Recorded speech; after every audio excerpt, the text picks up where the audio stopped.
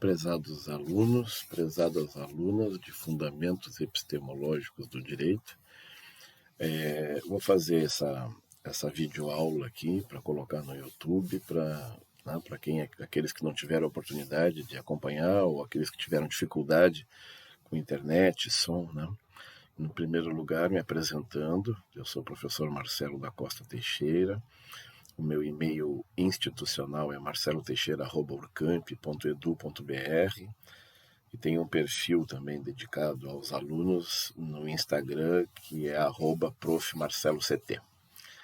Pois bem, inicialmente eu gostaria de lembrar a todos, né, aqueles que ainda não providenciaram o seu e-mail institucional, que providenciem para facilitar o acesso à aula virtual, né? Então, principalmente aqueles que são de fora, que também façam esse procedimento para a gente não precisar ficar autorizando toda vez que quiser entrar na sala de aula. O primeiro comentário que eu fiz na noite, né, de ontem, no caso, né, foi no sentido de acertar a questão da frequência, né? É impossível fazer uma chamada com 160 pessoas, sendo que 70 e poucas no presencial e o resto tudo no virtual. Então eu tomei a decisão e comuniquei, né, para todo mundo que a chamada vai ser pelo acesso na plataforma Moodle, né? Então tá aqui, tu entra na plataforma Moodle dentro do horário, entre 7 e 10 da noite, das quartas-feiras, e tu terá presença garantida. Tá? Vale para o presencial e vale para quem estiver no virtual também. A outra coisa que eu expliquei diz respeito à bibliografia. A bibliografia é aquela que está no plano de ensino, que o professor Rafael passou para vocês. Aqui está o link, né? Vocês acessam isso dentro do site Sou Urcamp, né? Da Biblioteca Integrada. Então você tem acesso a essa obra aqui, está garantido, né?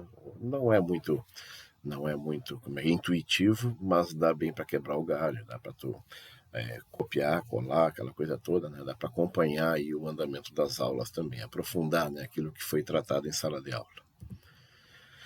E quanto às perguntas, né, as perguntas em princípio seriam feitas pelo WhatsApp, mas hoje pela confusão que foi, né, perdão, hoje não, ontem, né, pela confusão que foi, acabou até funcionando aquele esquema ali, o pessoal de fora fazia pergunta, saía no som da televisão, ficou bem legal, né? Todo mundo ouvia a pergunta, todo mundo ouvia a resposta. De repente, se a gente puder até continuar assim para evitar o WhatsApp, mas eu vou deixar o WhatsApp ainda como uma ferramenta para perguntas, né? Hoje não teve nenhuma pergunta pelo WhatsApp enviada, né? Então não precisam responder, mas que a gente possa manter, né? Sempre lembrando que as perguntas têm que ser com texto, né? De preferência indicando o nome do quem está fazendo a pergunta e a cidade, e a minha promessa é responder em áudio, né? Que aí fica uma troca legal ali, né? Para a gente poder interagir, né, de forma virtual, né? Então, nos intervalos entre um tópico e o outro, eu vou ler as perguntas e já faço as respostas, né? Leio as respostas ali na hora.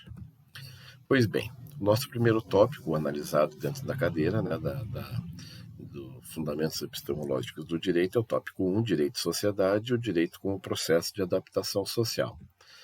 E aí eu coloquei essa imagem aqui, né? A imagem é para provocar, porque, na verdade, eu começo o raciocínio sempre dizendo que o que nos diferencia dos animais é a nossa racionalidade. Nós somos racionais, né?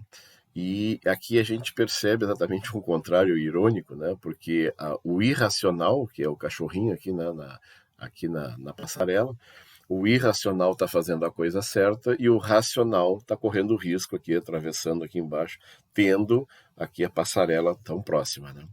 Isso aqui a imagem é para ironizar a nossa característica de racionalidade. Nós somos racionais e uma consequência da racionalidade é a nossa capacidade de adaptação. Então, exatamente por sermos racionais, sermos inteligentes, de podermos cruzar informações para chegar numa terceira, quer dizer, cruza duas informações e chega numa terceira, que seria o ato de raciocinar, né?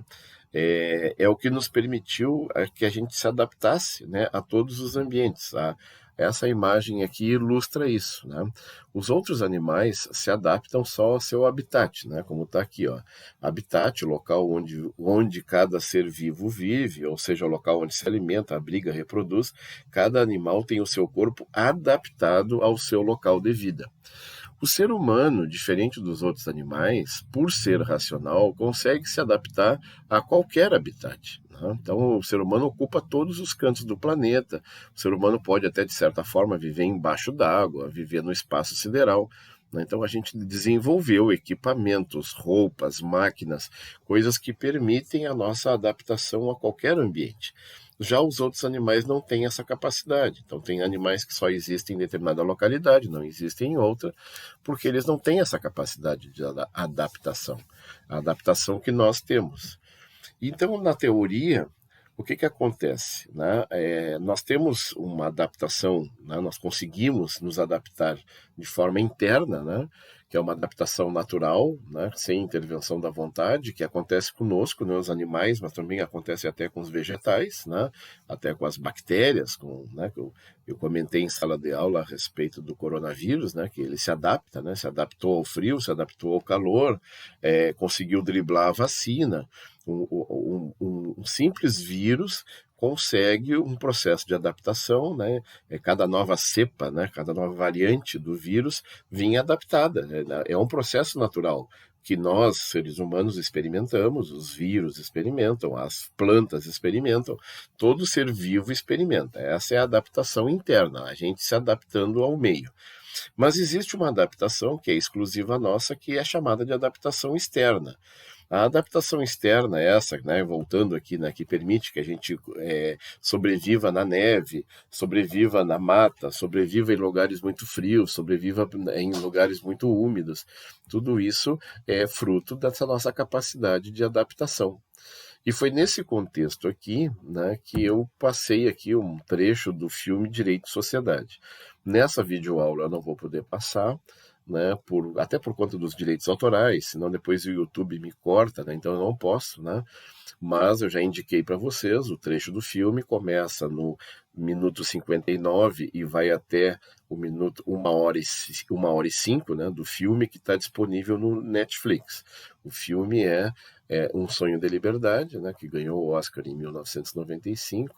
A cena do filme, que foi transmitida em sala de aula, conta a história de um velhinho que ficou 50 anos preso e não conseguiu se adaptar à vida fora do presídio. Ele ficou tanto tempo dentro do presídio que ele não conseguiu se adaptar. E aí a dificuldade de adaptação dele foi tão grande, então ele já não tinha mais amigos, já não tinha mais parentes na rua, né? Então as únicas pessoas que se importavam com ele e que ele interagia era dentro do presídio. Foi tão forte para ele aquilo ali que ele tomou a decisão radical de se suicidar, né? Então, para vocês terem uma ideia, que a nossa capacidade de adaptação é tão grande que a gente consegue se adaptar até com situações muito inóspitas, né? Muito cruéis, coisas que a gente jamais imaginou que pudesse se adaptar. Aí citei também a síndrome de Estocolmo como ilustração dessa nossa capacidade de adaptação, né? Então, o ser humano realmente tem uma capacidade ilimitada, né?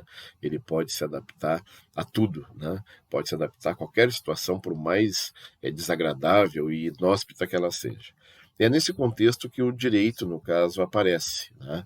O direito surgiu, então, para os seres humanos como parte de um processo do ser humano à vida em sociedade, né? Nós tivemos, então, que enfrentar a vida em sociedade, nós racionalmente decidimos viver em sociedade, e isso nos obrigou a fazer essa adaptação. E os teóricos do direito sintetizam essa adaptação em dois momentos, né?